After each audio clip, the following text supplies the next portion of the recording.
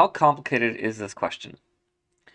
Would you rather have a free lifetime gym membership, or would you rather pay for that membership to go to the gym? Up front, it seems like a very simple question.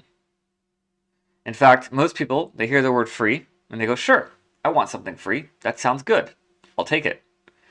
But when we dig into the question itself, it becomes a little bit more complicated. Often in life, we find that there are layers involved, and we don't always pay attention to those layers until it's too late.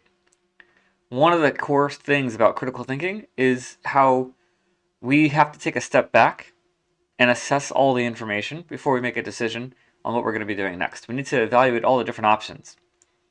For example, in this question that I presented, would you rather have a free gym membership for a lifetime membership for free, or would you rather pay for it? Most people who say free are also, for the most part, not really interested in going to the gym. And so, if they're not already paying for a membership, and now they're being offered, do you want it for free or do you want to pay for it? They're going to be like, well, I'm not going to go to the gym, and so I'm not going to pay for it. I don't want to go to the gym, but if you're giving it to me for free, sure, I'll take it. Others are going to be, well, I need to go to the gym, and I'd rather not pay for it, so let's go ahead and give it to me for free, and then I'll go to the gym for free. Sounds good. And then those people may or may not already be paying for a gym membership, and they'll just take that for free. What happens, though, is that when something is given to you for free, your mind decides, well, it's not important. I no longer have skin in the game. I'm not paying for it. I can go when I want. No big deal. And what you'll see, I know because it happened to me, is that your attendance to the gym will drop and it'll become sporadic. Because since you no longer have that skin in the game, it's no longer valuable to you, and it no longer hurts when you don't go. Therefore, why should you go? I can go whenever I want. I don't need to go right now. But when you're paying monthly for a certain membership fee, every month you're paying X amount to go to the gym, you want to get that money's worth in. At least once a month you're going to go. Otherwise, you're going to cancel. So, from a surface level view, we have the question of, do you want this for free? And the answer, if someone asks you, do you want something for free, is always going to be yes, because you're not thinking about anything else. But if you think about it a little bit more and realize, wait a second, if you give this to me for free, if I really need to go to the gym, if I really want, in my mind, I know I want to go to the gym.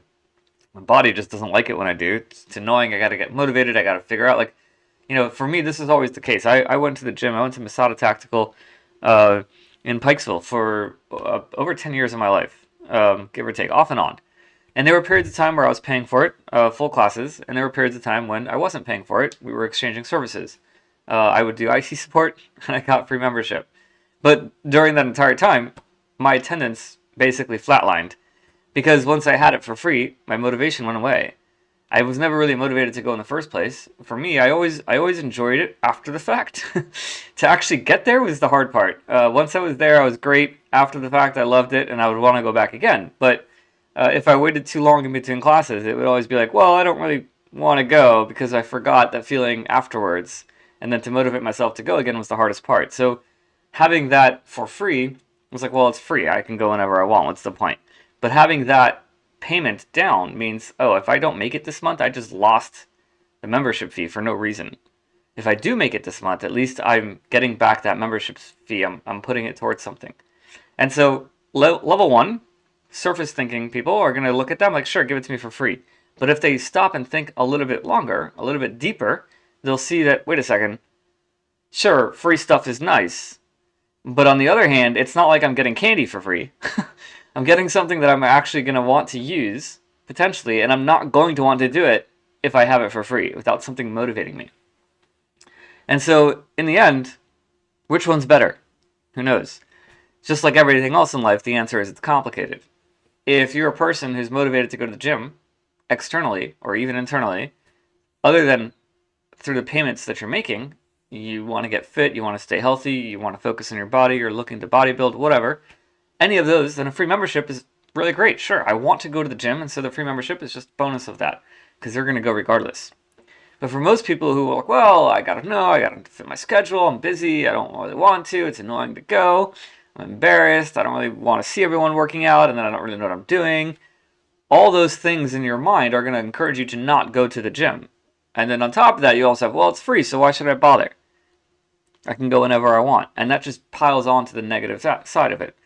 Now, if you're paying for it, it's like, whoa, okay, I'm actually losing money. So, yeah, sure, I get that I don't want to, but I'm losing money. So I either cancel my gym membership, which I can't do. I can't cancel my gym membership because I know I have to go to the gym. So if I'm paying for it, and now in order for me to go, it's because I'm spending that money. The point of this is that every question, everything in life that you deal with, there's layers engaged. And part of thinking something through is assessing all the layers. Like, what type of person are you, right? Even the simplest question, do you want a gym membership for free, is way more complicated than it seems on the surface. And depending on the type of person, depending on your motivations, depending on when you are in your life, depending on how far you think it through, you may or may not decide you do want that free membership or you don't want that free membership. This came to me because I was thinking about doing a webinar for people to learn critical thinking. It's something that I've done a few times. I've done for free for MSP Geek. I've done a webinar. I've done webinar training, critical thinking training internally for IntelliComp. I've done for a few other people and a few other videos. And I've made a few presentations. And I'm thinking, do I want to do a critical thinking video that I can just post on my YouTube for free? And the answer is obviously yes, I do. My entire passion is education. The ethos of Rising Tide is education. I want to just post content on YouTube and make people better so that I can focus on what I want to focus and everyone else can just fix their own stuff without me. But the bottom line is that who's going to watch it? And is it just people who are already subscribed? Can I get more attendees? And this really wouldn't be an issue, except for when it comes to critical thinking.